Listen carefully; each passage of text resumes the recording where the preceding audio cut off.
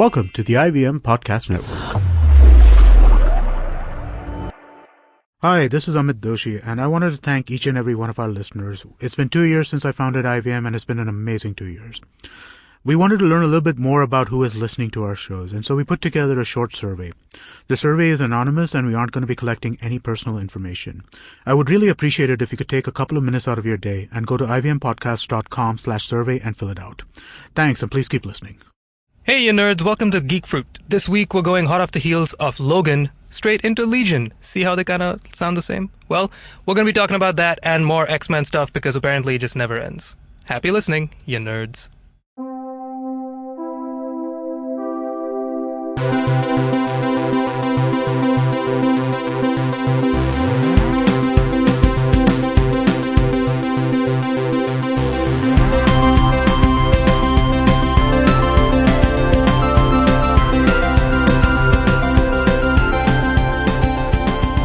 Everybody, welcome to another episode of the Geek Fruit Podcast. You're listening to me, Tejas and Jishnu. Hi, Jishnu. Hello. What's up, man? Hello. How was your happy Holi, man? Yay. Happy long weekend in Goa, everybody. It was dandy. It was great. No nerdy stuff to do, but now we're back in office. With more things to talk about. Yeah, and we're going in hard, man, for this next episode. It's a tough show. To watch. It's a difficult show to watch, and we're going to be discussing a little bit of thinking about it. Yeah, we're going to discuss a little bit of it because it's not completely out just yet. It's 5 episodes in of a total of 8 episodes. I'm talking about Legion, which is on FX and created by Noah Hawley, the guy who did Fargo. Good cast. Mm-hmm. And an X-Men story straight after we did Logan. So they say. So yeah, interesting. I did not expect to find ourselves talking about X-Men this much, especially after Apocalypse. Alright, this close to Logan's release. That's what I mean, yeah. So this close to Logan, which again, we knew was going to be memorable. We knew it was going to be probably pretty good because the cards were in its favor.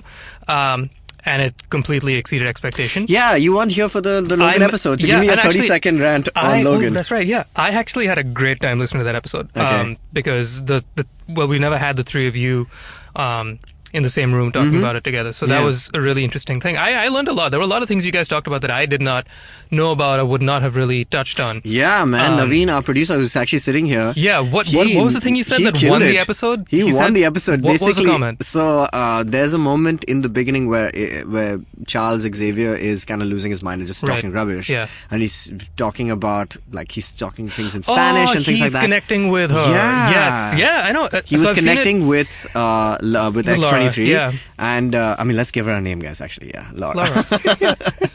He's connecting with Laura and basically echoing her thoughts. So I thought that was a killer Great find. Yeah, good so one, I'm glad I heard that because I saw the movie again after the fact. And man, it's better the second time. Yeah, I'm sure for all the right reasons. I have nothing fantastic to add that you guys didn't already. I mean, it was just friggin' it was beautiful. Great. It was a beautiful film. It was a beautiful bloody mess. Yes. It was well deserved for the character. Yeah. Hugh Jackman aside, just that character needed this treatment. Yeah, man, he really did. I don't know what they were doing the last 18 years pretty much, but they needed the blood and the guts in the comics, and they finally gave it to him, that too in his last one. So question, Jishnu, do you think now all follow-up Wolverine movies will have great question you guys an R-rated thing? Will he feature in the X-Men? What are your thoughts for the future? Quickly, it's gonna be, come on. It's not going to happen anytime soon. And it's probably going to be with the kids. Right? Probably, that's the safest bet. Yeah, man. I'm already interested in the different aspects of the X-Men universe without the X-Men actually being in it. Take Legion, for example, without us just getting into the show, but just the entire universe by itself is already way more intriguing than the last 2 films have been for me. So the X-Men films have. I'm highly interested in it. I'm really excited at the notion. Something you guys talked about was the difference between the the 2 major players right now, Marvel and DC. Marvel and DC, and then with Fox, right? So Fox is sort of the X factor, no pun intended. So with Deadpool and Logan on their side now, I'm actually really intrigued to see this new X-Men verse especially with Legion and the way it's going and how it's not really an X-Men story, even though the powers are all that ties it all together. The fact that we're not name dropping anybody, we're not referencing anything in particular, it's a whole new plane. And Logan is such a, different vibe, tone, complete left turn from every single thing we know. Yeah. And they've both been received really, really well.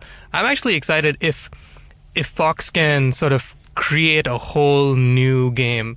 I hope like it's how editor Sid Mehta just said. He said that Fox is going with the R-rated route and DC is going super dark. I think DC is messing it up. DC should have quickly caught on to the R-rated thing. Nobody's going to argue with that. DC is because right now their strategy is let's get group movies together and then filter out our solo characters from them, like Suicide Squad, now Gotham City Sirens, which David Ayer is doing again.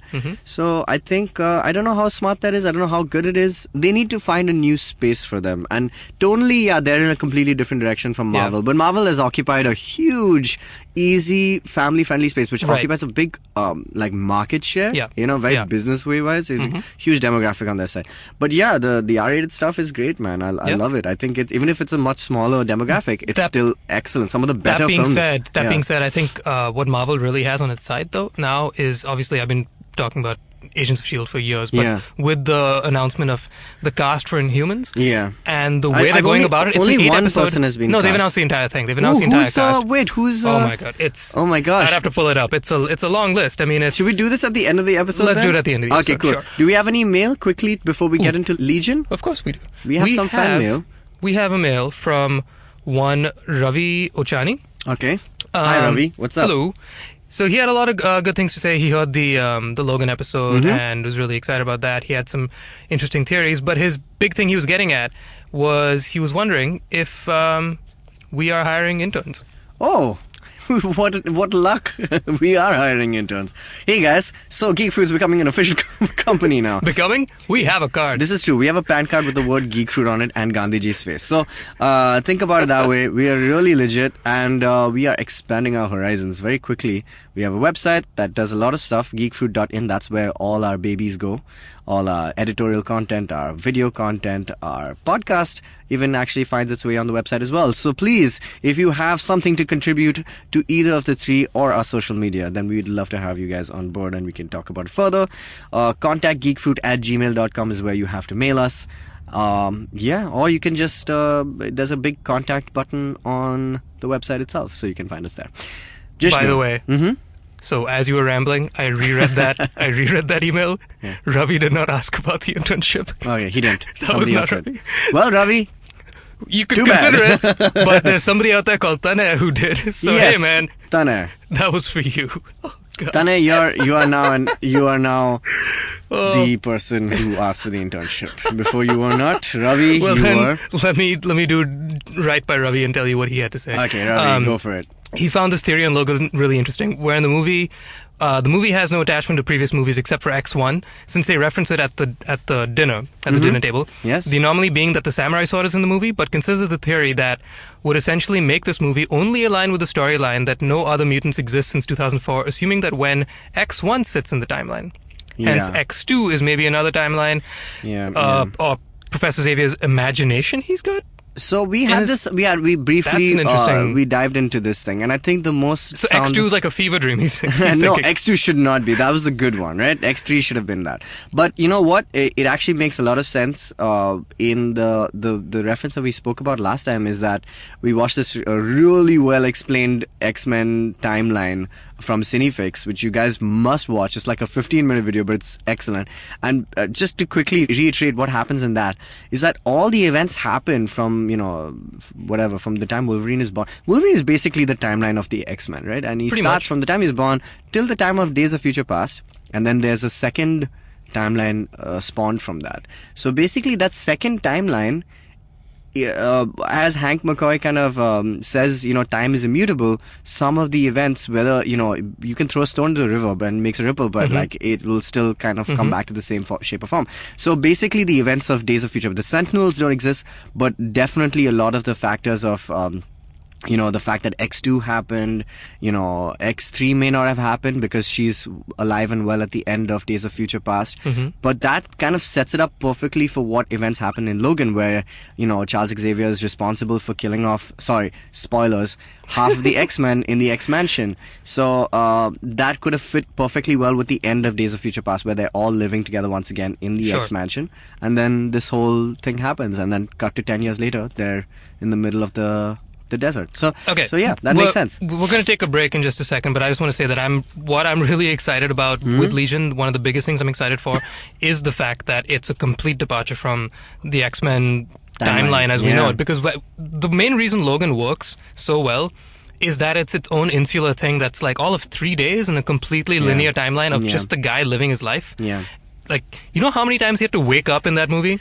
There were so many scenes where it's just a close-up of his face waking up. Yeah. Like, the guy just passes out like every half an hour in that film. Yeah. So it was really exciting because it said F you to everything else we know and just dealt with a day in the life of a really interesting character, right? And so at this point, I mean, not even at this point, like years ago, and especially once Apocalypse happened, it sealed the deal. I couldn't care less about the X-Men timelines and how convoluted they are. Like, we've talked about it for years. I enjoy it. I just want to say that I really enjoy the timelines. It's just complicated, and it's way too much effort on my part as an audience member to like figure things out. I'm done with that.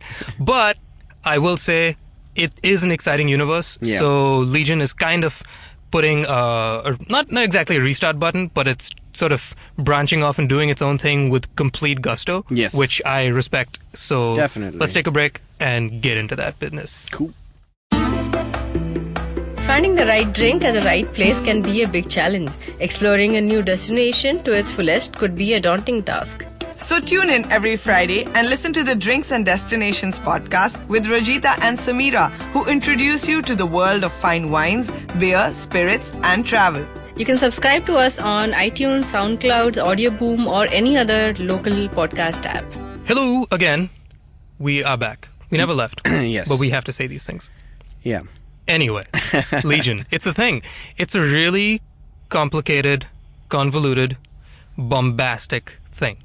You're not going to forget about this show once you see it. You've only seen the first episode, is that right? I've seen 2 episodes. You've seen 2 episodes, Yeah. okay. I've seen 4. There are, I believe, 5 that are out right now. By the time of this recording. At the time of the recording, there are 5 episodes out. I've seen 4. Tejas has seen 2, and I believe there's a total of 8 that's coming out. Yeah. So, right off the bat, that makes me happy. There's a good reason for that. What is a good reason? So the reason is because just the inception of the show happened as I was following a little bit of it last year. I didn't do it completely because I'm not completely familiar with Legion's backstory in the comics. I know very little about it, and it was even before our time. It was in the 80s, in like the heyday of the X-Men. Yeah, so when they were talking about making this show, I mean, I really like a lot of FX shows. I mean, I don't know if you guys watch this show called The Strain. It's amazing. No. It's a vampire show. Guillermo del Toro is like, executive producer, and one of our favorite actors is in it. Corey Stoll, the guy from who basically the Yellow Jacket from. Oh right. Yeah, I love him. And House of Cards. House of Cards, he's great. So he's an excellent actor. So he's like the principal, like he's like the hero in that, and it's a great show and things like that. So FX has done some really like cool, really visceral kind of stuff, and this fits very well into their pantheon of shows. So, and I think they're like the lesser network, like in the sense that they don't get the power that they really deserve. don't. They've always all the shows that I've seen from FX have always been surprisingly charming in their great. own unique way, but they're not big shows. They're not big shows. This is the first big show that I I've think seen them a do. lot of crazy effort that's been put into this. Like, So quickly, so Noah Hawley, the guy who basically worked on Fargo and did an excellent job with that show, was kind of interested in doing a show, and he spoke with like Simon Kinberg, Lauren Schuler, Donner, who's basically the the showrunner, or not the showrunner, well, the kind of head honcho at. She's basically what Kathleen Kennedy is to Star Wars, but like she even predates her. She was there from the first few X-Men films. So when they were discussing stuff, they were trying to go over all different kind of characters from the X-Men universe, what to do, and they finally landed on Legion. And Legion's story is pretty crazy in the comics. He's kind of basically he's similarly he's got schizophrenia and like really these. He's what do you call it? They say that he's got schizophrenia, but it's actually he does have troubled. He has a dissociative personality disorder while being a telepath. So all his mutations kind of manifest in these different personalities. So they've kind of taken that very rough idea and, they settled on this character to kind of flesh out. And they also said, when they finally pitched it to FX, they were really confident because the pilot that they made is amazing. And they were really confident and they said, hey, listen, it's going to get picked up, but you don't have to do as many episodes as you like, as a network would require. He's like, do 8 episodes because then you can handle all 8 of them. You can write all 8 of them and you can do it at your own pace without having to do like a 22 episode thing, which is so much better, man. Like it's so much better. We've seen like the problem of longer series right now. We've made our frustration about 22 episode Netflix, series my God, very 13. Well There's like 3 more than than Game of Thrones. But Game of Thrones nails 10 episodes, right? But like, even like a few more than that, it just feels like a burden almost. So yeah, I'm very happy that they're doing only 8 episodes and 5 are out. They're all great apparently. So yeah. So great is a relative term. I'm invested in this show now. I had a really hard time with the first couple episodes. Like I said, I've seen only 4 of them. The very first episode, the hour plus long episode. Yeah, it's about an hour, 5 minutes, easily one of the boldest first episodes I've seen of any show ever. It's got a very clear point it's trying to make, which is I'm going to do what the hell I want and you're either with me or F you. Because I love it. I love it. I think anybody, if you had that power, you would take it. Because I think that they've really given this guy complete liberty in every which way. Now, there are a lot of things about the show, especially with its cinematography and the way they use a lot of their post-production tools, that is, I find very similar to recent big hit shows like Sherlock and very effects-driven shows that are completely at the mercy of the edit. It reminded me a lot of like Hannibal. Like, I don't know if you've seen Hannibal. It's been on my list, but everybody keeps telling me that it's a visual treat, right? So again, like it's a psychological drama, and it's got all blood and guts and everything. But it it does that that weird kind of non-linear edit, which is just like because we're mostly in the mind of the principal character Will Graham, and similarly here, I think why they even picked Legion as the character or David Haller is because he's got like this weird way of perceiving time and reality and space, so it makes for an interesting treatment, like a narrative treatment for the show, which is why they kind of picked that. Back up a second. Yeah. His name is Legion? The character's name is Legion, yeah. That makes a lot of sense. Okay, because that was going to be like one of the biggest things I'm going to say. Why is this called Legion? They don't really say it, do they? No, not in the episodes not yet, right? That I've seen. Not at least halfway through the show. So Legion is good. That was bugging me. I was like, this better have a really good reason why this Legion is called Legion. Is his X-Men name. It's he's cool. Charles Xavier's son. So in a previous in some random timeline, not a timeline. It's on this. They've stated that this show is not in a parallel universe to the main thing. One big question is, when is this set? So that's the thing. So the main point of this show is the whole unreliable narrator, right? Like that's the thing that they've pushed heavily on the show, saying that he is unreliable. You can't tell because a lot of things are anachronistic, right? In the show, you'll see it's like set in the 60s when he's in the psych ward, right? But the main officer from the Division 3. The first guy, he's using like a tablet which is touch screen and it's got like weird stuff going on. Yeah, that's right. Yeah, and everything's weirdly futuristic in that, but at the same time it's kind of. So I think the point is to kind of make it like, the first vibe I got is like, this is like Stanley Kubrick up the a-hole, like really that was to just play with your perception. You are trying to kind of set yourself, like that's what every viewer does. Like you're trying to set yourself in a place so there's like, okay, this is what's going on. But they intentionally try and screw that up. So this is a point. So I mentioned Sherlock because not only is it in the post-production tools that they use, is it very similar to the way in which it's an editor's dream, this kind of a show, right? They use literally every tool in the book. Exactly. Yeah. It is a dream show for a post-production. For a post-production team, it's a dream. But we mentioned when we talked about the latest season of Sherlock, we mentioned a point that... Which I haven't seen yet, sorry guys. But go ahead. Go ahead. Yeah. I mean, watch it eventually, but there's no rush. Yeah. A point that we mentioned when Dinkar and I spoke about it was that the big thing about Sherlock, at least the Benedict Cumberbatch version of it, has always been, since they're 90 minutes long, the whole thing is about, obviously like with any show, the writers being one step ahead of the audience. But in Sherlock's case, it's like they have to be 10 steps ahead of you, so that because Sherlock is that fast, he's the only person that could be with it at all times. Yeah. And then but it's finally at the end, always from Sherlock's perspective. I'm not talking about perspective. I'm just talking about the story narrative and the way it's going. Yeah. The viewer is completely at loss, and you just rely on this one guy to sort of bring it all together. And Sherlock, especially in the later season, I think the one thing that they've been consistently amazing at has been visual storytelling of revelation, of like the art of showing somebody thinking is one of the trickiest things to do. It's really cool. It's a very hard thing to do, and Sherlock has mastered that. Well, they invented the Mind Palace thing really well. Yeah, I mean, but then there was House that also did it really well. First, so it's been done before, but I don't think anybody's nailed it as well as Sherlock.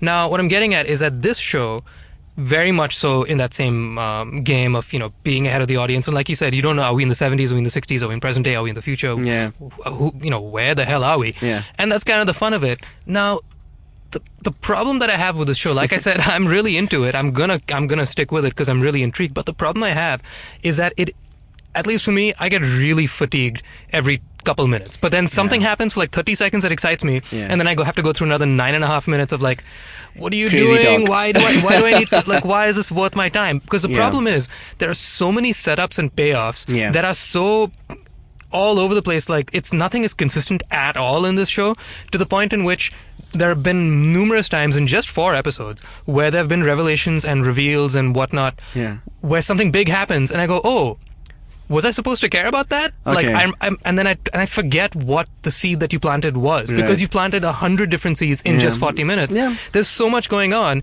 Now, I completely sympathize with the fact that, yes, it's about a guy who's potentially schizophrenic and he's a telepath. So, like, yes, his head is a messed up place, so it's going to be a messed up story that you're going to tell. But I won't give anything away for fear of spoilers. But by the time you get to episode 3 and 4, they literally pull an Inception in that we're already in the guy's head, right? Yeah. But then they go into his head, and then they go into his head's head. Ah, I see. And then I'm just like, well, look. That's great. I love it already. We're familiar with these tropes. We get it. But do we really need to? Well, sure. And now I'll say the plus side to it is that it's not the superhero tropes. Yeah. Which is the big worry these days, right? Nobody wants to see the same nonsense again. And what I like is that there aren't lasers flying out of people's eyes. There aren't claws popping out of somebody's thing. There is the rogue character. Sydney is basically rogue. She's Syd Barrett from Pink Floyd. Exactly. So kind of makes sense. It's a messed up show in the head. It was apparently done that way. Just like, so apart from her rogueness, I really like that there's not much else that is directly superhero-y, other than the guy has physical manifestation of powers. Yeah, there's one guy who does the telepath stuff, and it's really cool, and the whole thing is about that. Yeah. But apart from him and Rogue, there's not much else. Rogue. I'm just going to call her Rogue because I have a harder time remembering Syd Barrett. I think what you're saying is basically nobody's. So like there's no physical manifestation of anybody. Everyone's powers so far have been like, even Patanomy, his powers are they're all like psychological based. So like he's a memory artist or whatever it is. So he does something where you can physically take the character and put him in another place in his own memory.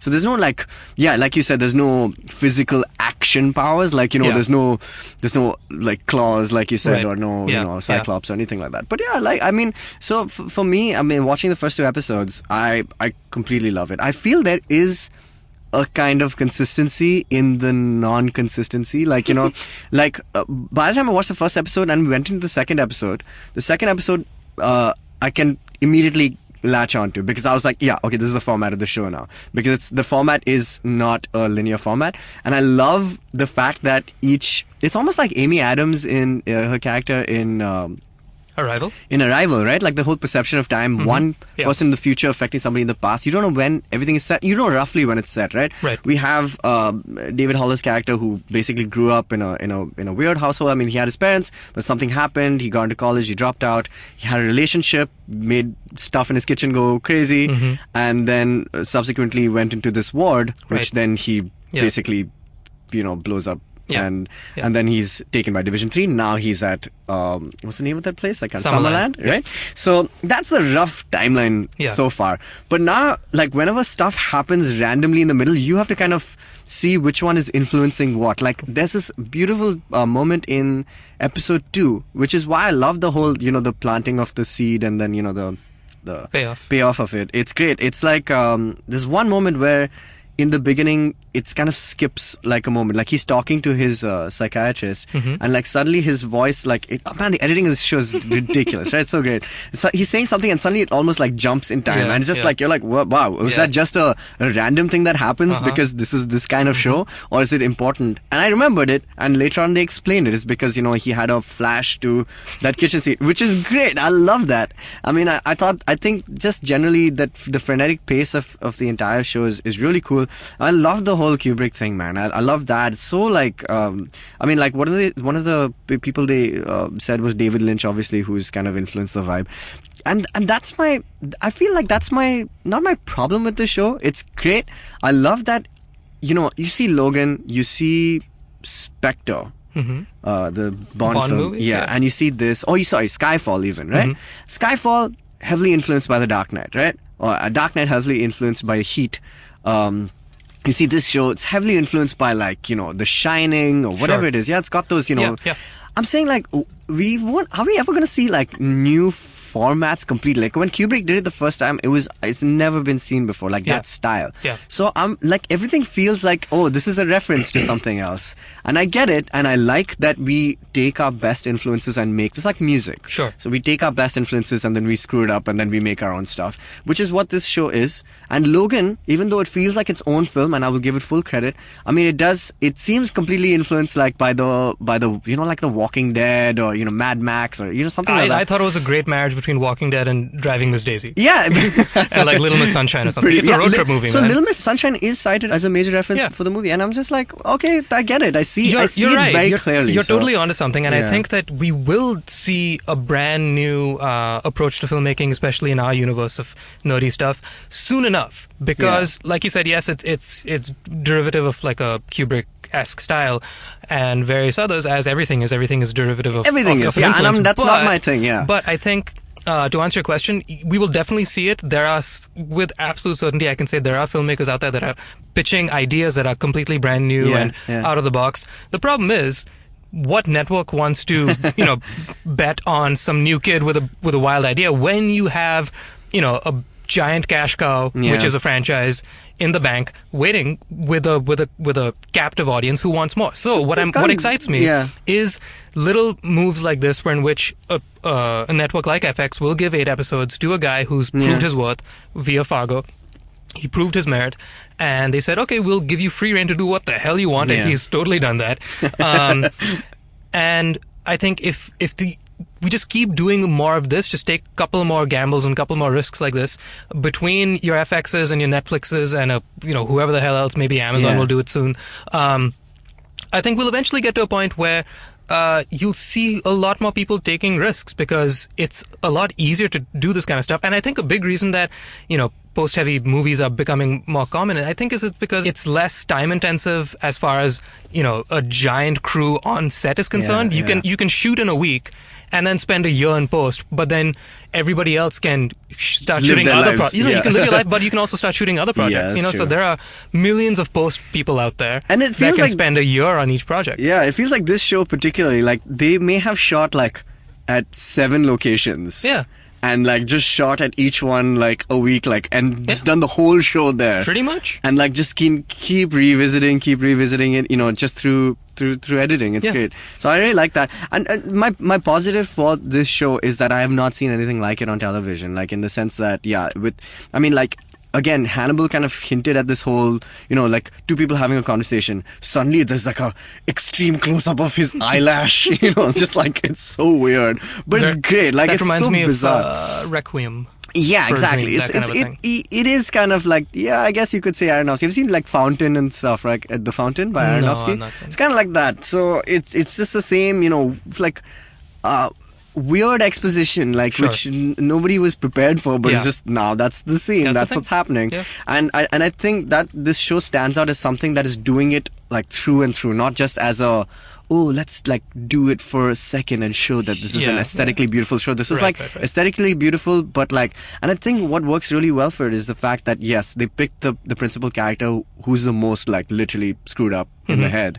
So it makes it like very like perfect for the setting of this. Very akin to kind of like Memento and stuff like that. Yeah, it's very fertile ground to like just do whatever you want. Yeah, you have the reason. The reasoning is, well, he's screwed up. His mind's a mess. This is the way he sees the world. Yeah. So I think that's really great. I'm really interested in where they're taking the story and like where they're gonna go with it.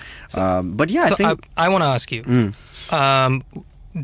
In the remaining 3 or 4 episodes that are left, they've also already been renewed for a second season. Before the run is even done, they've been renewed. So that's it's good super news, guys. critically acclaimed, right? Yeah, it's like 93% on Rotten Tomatoes, 8.8 on IMDb, stuff like that. So it's no excellent. Surprise that it's got a second season. Good job, guys. Do you want to see a blatant and obvious X-Men reference at any point? Always. Do you want it? I always want a well done. Like, I would love to, even if they reference, like, Xavier... Do you want to see a character come back? Do you want to see a character as a permanent fixture? Maybe season 1 ends with, "Hello, my name is Scott Summers. Welcome to my Summerland. Haha." Oh. See what I did there? Nice. Do you want to see something like that? As blatant as that, to, like, define, hey, guys, this is the reason there's an X in the O, because I am here. Well, yeah, by the way, so that they're saying this is an X-Men show. Right. But no reference is made to X-Men. Right. So is that like a branding thing saying, hey guys, this is an X-Men show? Secretly it's not. Right. Yeah. Do you want to see that? I mean, yeah, I'm okay like with you're saying great things about the show. We all love the show. I'll tell you why. Without the X-Men though. So does it need the X-Men? So Rebels has done that really well, right? So Rebels, what it did was, they started the show fresh off, like after Clone Wars ended and things like that. And when they brought back like, say, like Rex or like few of the characters from the Clone Wars, I was really, or like even like Ahsoka, right? So the moment she comes back, I'm just like, whoa, that's awesome. Yeah. And they use her very sparingly, right? And they gave us one of the best like season finales I've seen, like period, like in my life. Yep. So I think there is a way of doing it well. Like, and I wouldn't want to see maybe like no, I don't want to see Wolverine, right? Like, I don't want to see... God, no. But I'd love to see Scott. You know why? Because Scott was like totally ruined in the movies, right? And to give him the official stance as the leader of the X-Men. But it's impossible to do Scott without doing the others. So I'd much rather see somebody from like Alpha Flight or X-Force, like Bishop or something.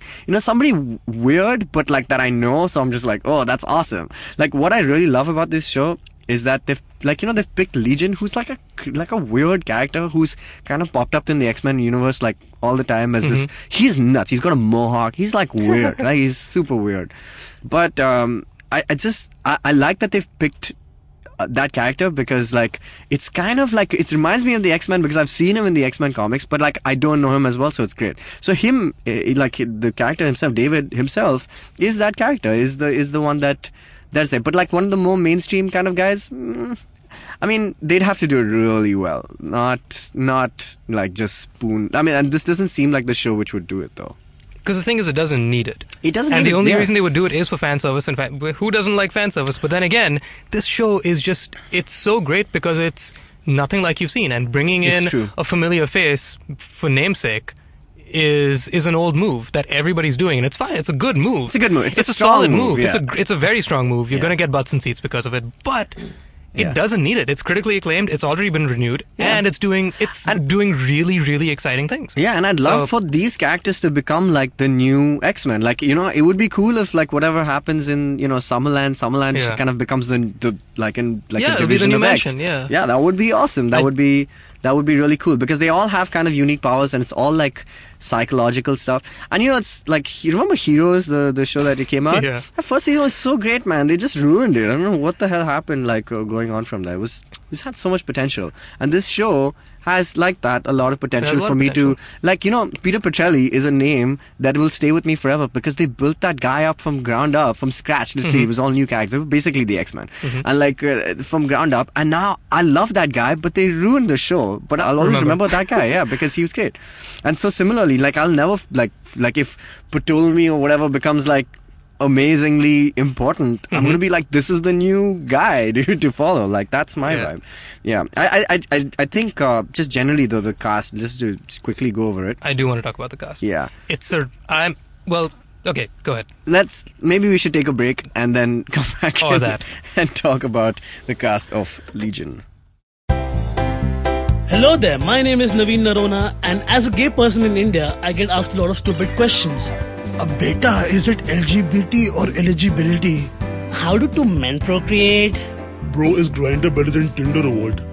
We answer all these questions and much more on my podcast, Keeping It Queer, where I talk to individuals from the LGBT community in India and learn about their personal stories. Catch new episodes of Keeping It Queer every Monday on Audioboom, iTunes Global, SoundCloud, YouTube, or generally any of the podcasting apps. In fact, you can now download the IVM podcast app and listen to it. Happy listening.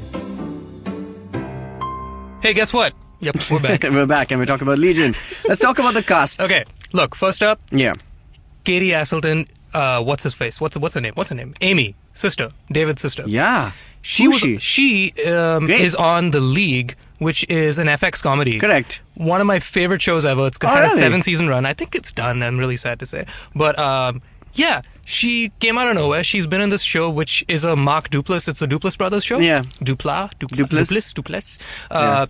It's a great, silly little comedy. 20 episode, or not even 20, like a 13 episode, 7-season run kind of a thing. And it was great. It was a whole bunch of new people that at the time weren't really well known. Now Nick Kroll he was on the show, so he's gotten a little bit bigger after the fact. Yeah. Mark Duplass, obviously. Yeah. And she was always great. So when I saw her in Legion, I mean, I didn't see any trailers for the show. Yeah. I vaguely glanced at the cast list and no name stood out to me except for her and Aubrey Plaza. Yeah, and I was Aubrey Plaza. like, what the hell? You have two very quirky comedians. Aubrey Plaza is quirky does not even begin to describe Aubrey Plaza. But So what I'm really excited about, what we were talking about a little while ago, was that where are we going to see new, approaches to the genre? Where are we going to see brand new things? Is everything just going to be recycled versions of everything? Yeah. If we're getting to the point now where we're getting really unique comedians to be central characters in superhero shows, awesome.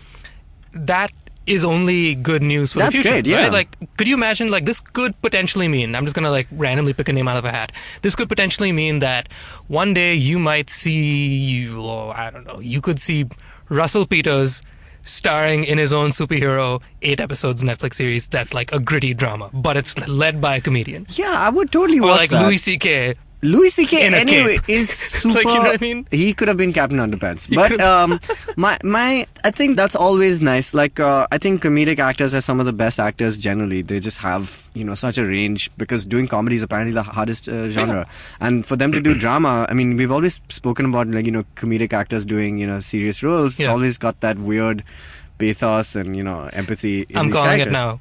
She's the front runner. She's been the front runner for a while. Mm-hmm. Anna Kendrick is Squirrel Girl. It's gonna happen. Yeah, but Squirrel Girl, generally the comics are slightly silly. I mean, not they are silly. They're funny. Yeah, but so I mean, she'll fit well. But it's gonna be, being a superhero show backed by Marvel or whoever. Yeah. It's gonna have a huge budget to it. So it's gonna be Anna larger than Kendrick, life. In a TV show though, she's a A-lister. See, but that's the thing. Those you rules can are do broken what now. the hell yeah, you want. That's true. Those rules, like you said, they're completely broken. Yeah. And that's really good news. That's great. It's excellent. The other people on this show, I mean, Dan Stevens. I mean, we know Dan Stevens because I remember IGN when they had the superhero show. They used to keep. They tried to make the hashtag Fist Dan Stevens because they really wanted him to play Iron Fist. Maybe that would have been a good call now seeing the show. But so that's where I heard of him first. I mean, I know he was in Downton Abbey, but I've never watched that show. Nope. So, I mean, I've only heard of him there. And then apparently he's been in a bunch of movies which I've seen and didn't know, like A Walk Among the Tombstone with Liam Neeson. I really like that movie. It's a serious film. He's in a bunch of things, and obviously he's Night at the Museum. Night at the Museum, and he's British, which is to nobody's surprise. I saw this guy, and I knew he was. I knew I recognized him. I was like, and then I checked it out. I was like, Dan Stevens. He's British, yeah, and he's got the typical British doing an American accent, which means it's gonna sit right over here, and Jack Nicholson vibe. Everyone who does, all British actors when they speak in American accents, their voices go way low. But when they speak in their British accent, it's like, hi, I'm the British accent. Dude, everyone does that. Hugh Dancy from Hannibal, Charlie Cox, man, who plays Matt Murdock on Daredevil. His British. Is he slightly Cockney? Isn't it? I don't know. I'm not sure. It's somewhere in there. But his voice is so much higher. Yeah. And then when they do that, like Hugh Laurie is a perfect example of that. Yeah. Man's crazy. I don't know what happens. But anyway, so Dan Stevens is great. Dan Stevens is in theaters also this coming week. I mean, he's in Beauty and the Beast. He's the Beast, which is cool. I'm glad. He's a good actor, man, and he's been getting like great reviews, like generally, and he's excellent in this show. I just want to say that as a principal character, he kind of really doesn't. First of all, he reminds me a lot of our friend Ayan Day. Just to put it out there, it doesn't matter. We have a friend. You can Facebook this guy. He just looks exactly like him. God. Okay, but the second thing is that all of like 10 people are gonna get that reference. That's fine. But Doesn't I think matter. we will. I think I can speak on behalf of everybody that understood that joke. Yeah. Thank you so much. Yeah. Okay. So the second. So it just reminded me of my friend. Second of all, like I think he just his whole his whole weird mannerisms and everything like that. They're not ill-suited to this character. It's just like it makes complete sense. Like when he's branching off into like these different kind of speech patterns or blah blah blah, remembering something. I mean, that is like it works, and he really holds the show together with his whole awkwardness and weird mannerisms. I think he's great. And he looks like Ayan. Sorry. I just want to keep talking about that, but I know we shouldn't because nobody's gonna get it. Yeah. Oh my god. Wow. We could talk about it separately, but yeah. Yeah. So anyway, but yeah, man, I think he's great. I think so far all the other characters. Who is that main guy? Who's the guy in the first 2 episodes? The guy who's interviewing him from Division 3. Oh. I've seen him like in a bunch of things. He just reminds me of. He looks like Mika. I mean, like I can't remember. Like the Mika. artist known as Mika. Yeah, the artist Mika, not Mika Singh, but like But yeah, I've seen him in something else. What have I seen him in, Jishnu? Help me. I don't know. We've seen him in some other show or movie for sure. And I just really, really, really want to know who he is. No idea. Well, while you do that, while you Google away, I want to talk about the fact that a really exciting thing about this, other than Guardians of the Galaxy, this is the front runner in my mind for really, really good use of contemporary music. Oh, dude, awesome the music man. choices. So good. It's done this thing where it's much like Guardians. It reminds me of a lot of music that I need to re-listen to, or like artists that I need to go back and reacquaint myself with. Yeah. Like they've picked a lot of great songs, like deep cuts from a lot of artists, and a lot of artists that I've forgotten about. Yeah, that's another thing that kind of throws the time aspect of it away, right? Yeah. Like the moment you hear it, like in a contemporary setting, you're just like, wait, what? Yeah, It's great. I love it. And it's good because it's got a balance of. Well, actually, I don't know if. I can't really say good because this is one thing that does bug me a little bit. I have a very contentious relationship with this show in case you haven't figured that out. But one thing that does always I can't help but notice is that they'll play like a Feist song at one point, but then right after the fact they'll go back to your standard superhero. Man, but I love the 80s kind of RP thing that they're going. The Stranger Things. I love it. Stuff. It's like I think it's great. It works well with this setting. Like I would say that Stranger Things owns it, like in that space because it's so 80s. The whole thing is 80s. Yeah, but this show kind of does its own thing when and wherever it wants to, and I love that. I love that this show doesn't give a flying. I can sum it up quite simply as this show is very trying on my patience, but it wins every time. I'm always, every time I sit down to watch an episode, I have to like, okay, here we go. Yeah. Oh god, I'm like squeaming in my chair, but then I'm happy at the end of it. But it's like painful. So it's weird. it's the same It's thing very about weird. Hannibal, right? Like you can't binge this show. Like you can't watch. No, I have to binge this show. Actually, that brings me. For me, thing I want to talk Hannibal- about. Did you like the fact that you're gonna see this with pauses in between? Because I saw 1, 2, 3. Oh, I enjoyed it. Back to back. I'm enjoying that. And now I'm gonna wait probably and see 4, 5, 6, and then wait and see 7, 8. Yeah, I feel it's like taxing. It's a taxing show. it's a really taxing show, but Yeah. I think, like what I was talking about much earlier about, the whole planting a seed and then like the payoff is much later, and then I forget about some seeds that were planted, and some payoffs are therefore not as impressive because I don't even know what the hell is being paid off right now. I feel like this is the kind of show that it's detrimental to watch it like one at a time, 1 week apart, because there's so many frigging things going on. Yeah, I agree. That's so frigging meta. This show, I think, needs to be binged. I mean, Fair enough, but like it is a very tiring show. Like Hannibal, every episode that was so basically the format of Hannibal is like a police procedural, and each episode is like basically investigating a weird deaths, okay, Right. and like in the sense that people are being split open like sideways, like cut into different pieces. Some people's backs are opened up and made into wings. So it's like, and they're so creative. I just want to say that they're so creative with their murders and things like that. And that show, like every time I used to watch it with Basha, another member of Geek Fruit, and every time we'd finish an episode, we're just like. He's so tired, and we would wait, and it's good. Yeah. I think this show is not as gory, and it's I mean not yet. I mean there's been a few moments.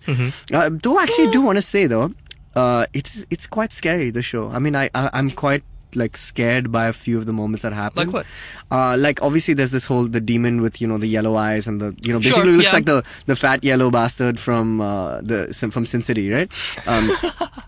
It looks exactly. He does. So he does. I was thinking Poop Monster from Justice League Dark, but sure. No, but like that creation is weird. It's very cool. It's very vivid. It's nice. I like it. And and that's another thing that reminds me of Hannibal, because like Hannibal also has this kind of figure that keeps reappearing. It's basically it's like an anthropomorphic man, but like with the horns of a reindeer, and it's black as like night, and it's just like it appears in his visions and things like that. As like a kind of a symbol of his mental illness, and then it kind of manifests as something more. I think similarly this is the vibe of what that they represent something. I mean, at least I haven't found out what it is just yet. Yeah. But it's great, man, and I think I like that it's slightly scary and kind of keeps you on your toes. It's creepy. not just creepy it's is the word creepy. I use. Yeah, it's creepy. creepy. It's not just nice. like something that like even Aubrey Plaza. Sorry, spoilers. But Aubrey Plaza's immediate departure from the the first episode. I mean, she's there in the second and third episode, but whatever. Yeah. But just the way she goes out is just it's like whoa, weird as hell.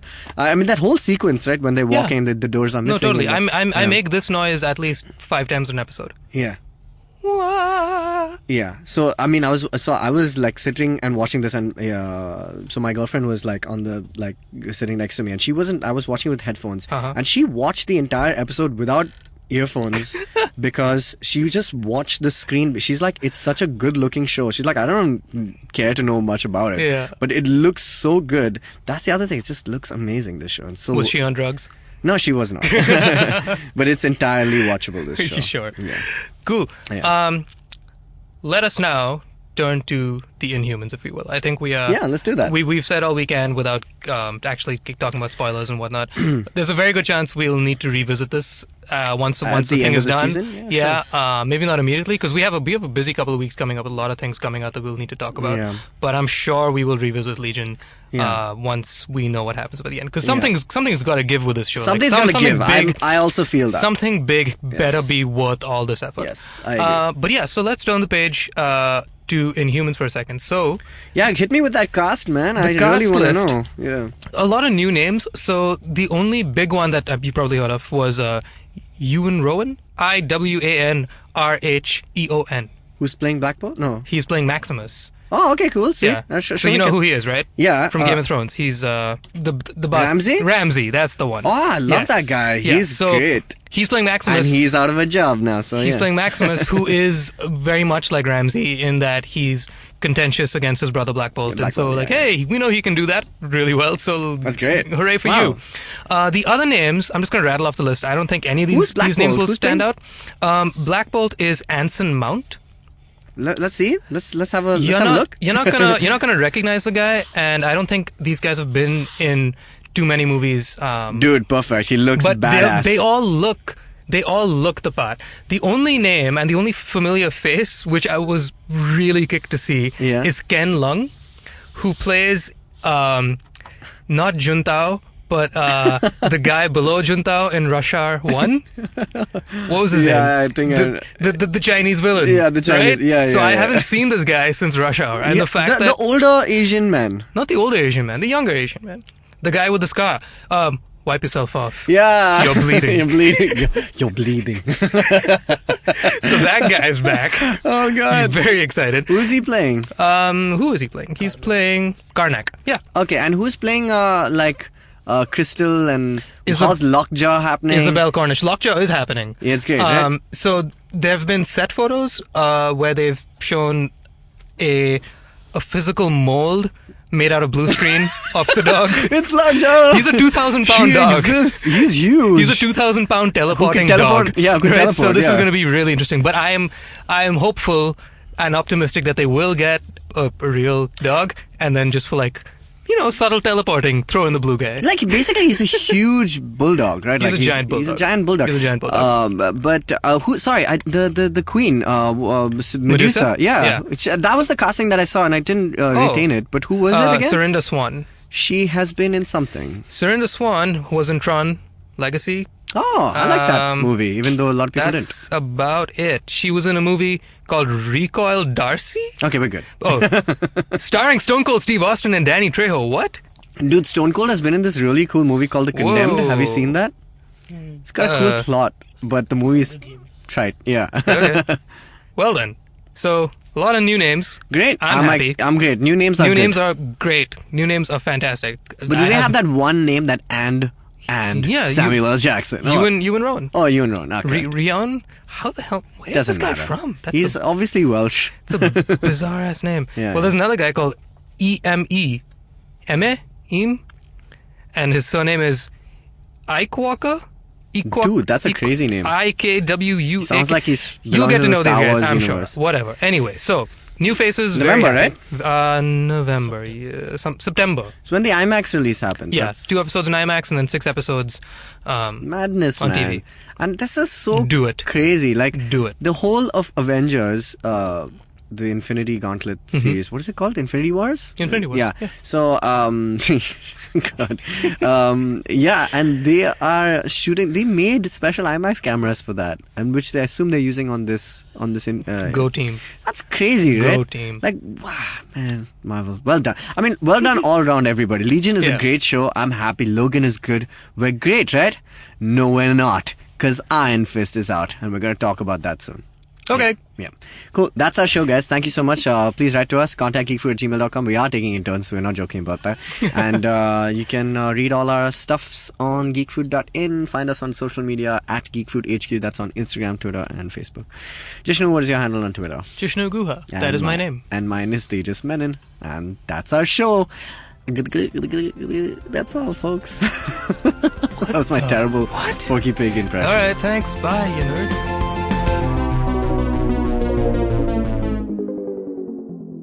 Hey, Jishnu from Geek Fruit. Hey, Tejas from Geek Fruit. Hey, man. So you're a musician. Hey, so you're a musician too. I know, and if you're a musician, the person who's listening to us two musicians and also Jishnu and Tejas from Geek Fruit, then you should listen to Made in India. If you're a fan of music also, then you should listen to it too. It's with May, independent music for you. Hey man, just help me out, man. I need some podcast, man. I haven't had a fix in a week. Just need some. Don't you worry about it. I got podcast galore for you, man. Just go to ivmpodcast.com. You can also find us on Facebook, Twitter, and Instagram. Thanks, man. I'm gonna check it out.